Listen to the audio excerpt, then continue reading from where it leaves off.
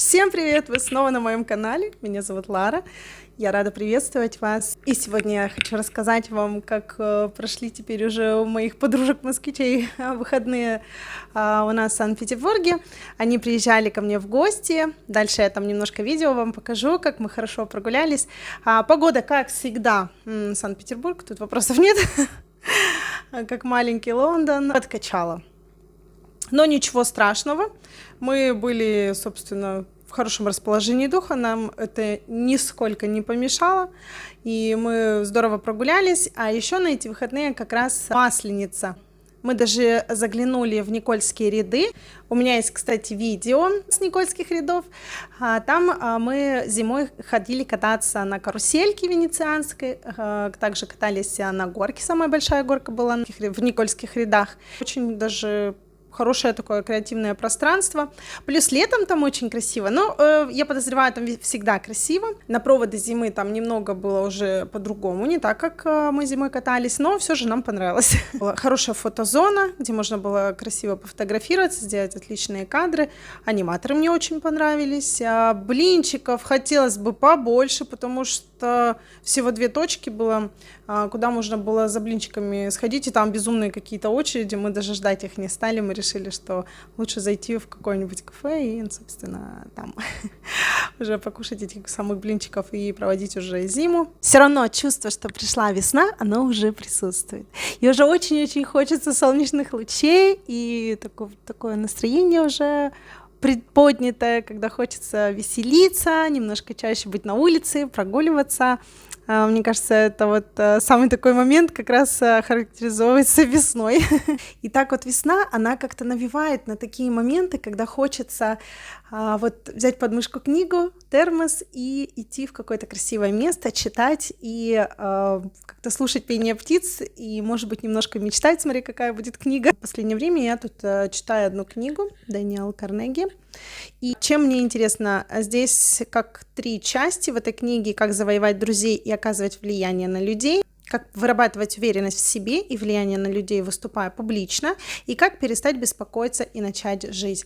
Очень, на самом деле, актуальные темы и на данный момент, и эти темы вообще, мне кажется, в любое время очень актуальны и затрагивают много социальных моментов, и потому что есть у некоторых людей, и у меня в том числе это было, именно страх беседы, разговора перед аудиторией, либо какие-то еще моменты, когда сложно сформулировать мысль, сложно подать ее как-то.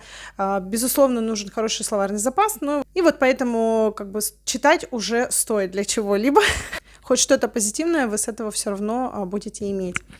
Я еще, раз уже завела беседу о книгах, хотела бы посоветовать как топ-5 книг, да, которые стоит прочесть. Но это мой личный опыт. Я читала эти книги, мне они очень понравились, и вот хотела бы их озвучить.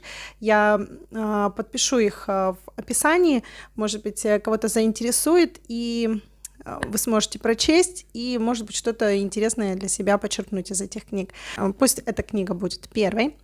Вторая книга, я ее читала 2 года назад, под очень сильным впечатлением, и у меня были там определенные мысли в жизни, и меня впечатлила эта книга очень глубоко, так знаете, в сердце зашла. Книга называется «Путешествие души», Майкл Ньютон. Этот человек, он специализируется на гипнозе. Он описывал в книге свою работу, как он работал с людьми. И этой книгой я была очень сильно впечатлена. И да, безусловно, кто-то верит в переселение душ, кто-то не верит вовсе, кто-то верит, что души живут вечно. И, собственно, это не важно, верите вы в них или нет. Вот прочесть эту книгу, я считаю, стоит каждому, чтобы немножко по-другому взглянуть просто на мир, который нас окружает, просто на людей. Я, вот, к примеру, что подчеркнула из этой книги, это то, что так как мы живые люди, нам все-таки очень важно ощущать разные эмоции. И вот, на мой взгляд, все-таки мы должны стремиться к тому, чтобы у нас всегда были положительные эмоции. И я считаю, что положительные эмоции очень важны для нас. И чувства вот испытывать к родственникам, к каким-то близким людям, к любимым людям, эти чувства нужно испытывать, и их хочется испытывать, их нужно испытывать. И я считаю, это очень важно. Поэтому безусловно, я советую эту книгу прочесть каждому, неважно, верите вы в переселение душ или не верите, вообще в существование души верите или нет, это не важно. Там затрагиваются такие темы, когда нужно просто понять, что эмоции положительные, какие-то хорошие моменты, чувства положительные, они очень сильно важны для нас, как для людей, как для живых людей. А еще зимой, когда было свободное время, я читала, хотя я уже второй раз перечитывала его, это «Идиот» Достоевский. Как бы ни было, русская классика, она бессмертна, бесценна и всегда актуальна. Поэтому прочесть что-то из классической литературы, я считаю, это важно. Это нужно делать всегда, периодически. Какая-то книга, может быть, если будет она любимой, она просто должна быть настольной. И такие книги всегда должны присутствовать. Лучше русской классики пока еще никто ничего не придумал. Это моя третья книга. Люблю иногда почитать литературу, такую как фантастика. Фантастика, юмористическая фантастика, что-то, что может отвлечь от внешнего мира, от каких-то рассуждений, мыслей серьезных, сложных и так далее. Хочется погрузиться в сказку и, собственно, считаю, это лучший вариант взять и прочесть книгу, ведь в фантастику попадаешь буквально за секунду. Хотела бы посоветовать также книжку, но так как я любитель серийных книг, я бы посоветовала две серии книг. Одна серия книг называется «Кодекс Люцифера». Она состоит из 3 книг: «Кодекс Люцифера», «Хранители Кодекса Люцифера» и «Наследница Кодекса Люцифера». Чем мне понравилось, я уже в одном из своих видео говорила, тоже скажу еще раз. Когда я прочла эту серию книг, я просто влюбилась в Прагу. У меня была одна мысль — посетить этот город, посетить Чехию вообще и посмотреть, каков все-таки этот интересный, красивый город, настолько исторический, настолько в нем переплетаются и история, и фантазии, выдумки и легенды, что, конечно, безусловно, хочется увидеть это вживую. И я осуществила свою мечту, съездила, мне очень понравилось. Я, конечно, как самый лояльный путешественник, скупила все, которые только можно было, туры, и там просто сутки напролет успевала только по турам по Праге гулять. Утром, вечером, там ночью тоже есть экскурсия, поэтому все экскурсии, которые можно было в Праге пройти, наверное, я уже прошла. Очень мне интересно было, потому что в этой книге она, безусловно, там фантастика, все рассказывается там об определенных людях, но мне понравилось то, что там все переплетается с легендами, историями о Праге именно, и меня она очень в этом плане зацепила, и я с радостью посетила эту страну. Может быть, у вас возникнет как раз такое чувство съездить, посмотреть, как там живут чехи в Праге, и посмотреть какие-то исторические места уже своим взором и понимать, правда, это так классно. Автор этой серии Рихард Дюбель. И напоследочек еще бы одну серию книг, тоже такой более простецкий, развлекательный момент. Я давно читала эту серию книг, какое-то время была она там чуть ли не моей настольной книгой, потому что мне жутко нравилось, как автор пишет, мне очень нравилось, что это юмористическая фантастика, и вот действительно было чувство, что немножко попала в сказку, это интересно, это расслабляет после трудовых рабочих будней, и поэтому тоже могу ее посоветовать, потому что, конечно, безусловно, сейчас все советуют умные книги, там, как стать умнее, как стать богаче, как зарабатывать и все такое, но книги, они не только для обучения, книги нужны, я считаю, и для того, чтобы отвлечься от внешнего мира, как-то немножко погрузиться в мир грез, фантастики, сказки, чтобы чуть-чуть немножко как развеять свои мысли, что ли, отключиться действительно, чтобы внешний мир немножко не загружал вот этими стрессами, слишком быстрым ритмом жизни. Что-то должно нас все-таки заземлять, и я считаю, книги — это лучший вариант, и ничего плохого там, например, в фантастике или в юмористической фантастике я не имею. Поэтому с радостью советую вам еще серию книг. Называется она «Профессия ведьма», и автор у них Ольга Громыко. Классно вообще все описывает, мне очень нравилось, всегда как-то весело. Это из серии бульварных романчиков, но когда хочется вот к весне чего-то такого необычного, забавного, веселого, это, думаю, в самый раз прочесть такие книги. Вот такой у меня небольшой список книг. Возможно, если эта тема заинтересует, я расскажу, какие там, допустим, я читала, что я из них почерпнула. В любом случае стоит почитать те или иные книги, выбрать для себя. И вообще читать книги, как все мы знаем, это полезно, улучшает нейронные связи в сером веществе в нашей голове, в мозгу.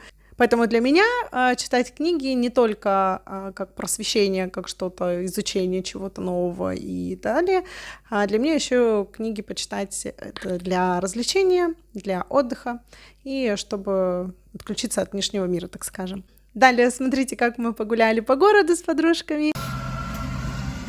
Решила записать контент. Зашли в такое интересное заведение, называется... А как называется? Что-то там с хачапури и что-то у деда. О, вот. Деда Хинкали. Деда Хинкали. Место такое вообще интересное, красивое и оно очень атмосферное. Посидим, покушаем и пойдем провожать зиму, потому как сегодня холоды зимы. И мы пойдем в Никольские ряды. У меня уже был репортаж, когда это было зимой. Мы катались на горке, на самой большой горке в этом городе. И сегодня пойдем провожать зиму. А там будут блинчики. Нам принесли чай. Посмотрите, какой красивый. Там цветочки внутри. Прелесть какая. Что-то мне не фокусируют цветочки. Видимо, обожаю, потому что он со свечкой и всегда с подогревом. Обожаю такие чайнички. Вид, конечно, классные, подружки мои. Здорово. Нам такую штуку классную принесли. Как она называется, кстати? Хачапури. Хачапури. Ну ладно. С чем она там, с какими-то интересными семечками такими. Классными. Чайник мне наш очень нравится. Там написано.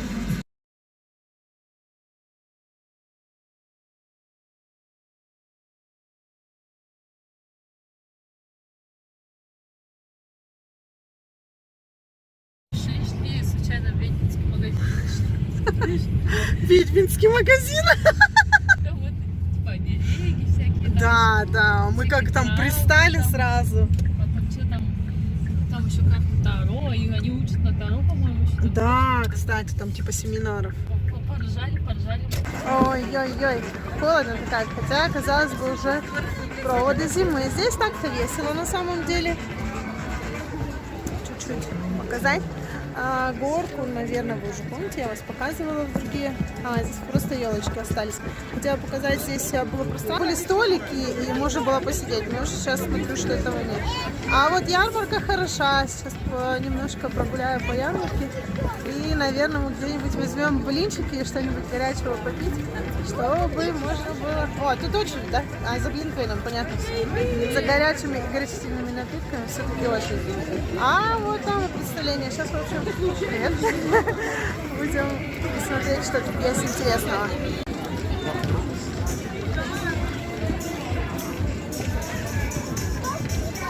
Ярмарка, в принципе, неплохая. Ой, та рукавичка, с которой мы фотографировались. Там кто-то беленький. Надо будет обязательно подойти. А вот самая большая очередь, там, где все горячее продают. Вот так куском вам все покажу. Ну, хорошее пространство. Нравится мне. Летом тоже здесь очень красиво. Ну что же, будем провожать зиму. Посмотрим, что там за снежинка. Это когда нравится, сдалека она смотрится очень мило. Сейчас мы на нее посмотрим. Вон она классная какая. Милашка. Зайка какая.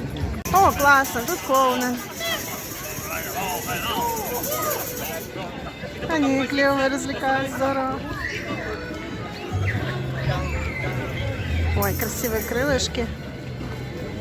Как жар птица. Посмотрим. Ой, красивая какая. А тут решила ходить как матрешка. Думаю, что наш руссконародный праздник, мы так его и будем проводить.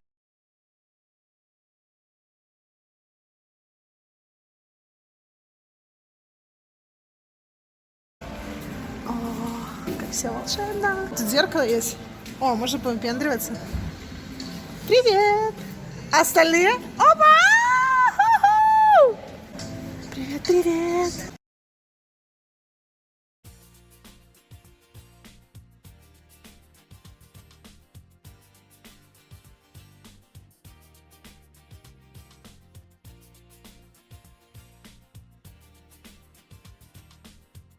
Тоже кончил? Да, когда ты жуткий сладкоежка, у тебя много-много всяких красивых конфеток. Да, я решила почему-то взять, попробовать. Сезонный, да? А кто его знает? У них тут непонятно, что сезонно, что не сезонно. Красивый ножик. Вообще обожаю. Сейчас будем резать конфетки красивые. Такая штука классная. И с нами. Красота. Привет. Я своими ногтями не могу открыть. А, вот получается. Ну, пошел контакт. Да, что я не очень специалист в общем, конфетке.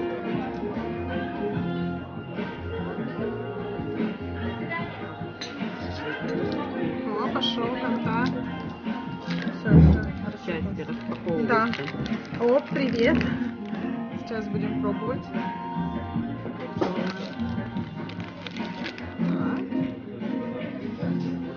Ложку эти пока. Так. Все делается очень просто. Главное сейчас быть сильным. Раз, два, А три. ты не ровно ставил. Серьезно? Ну все уже. Кому-то.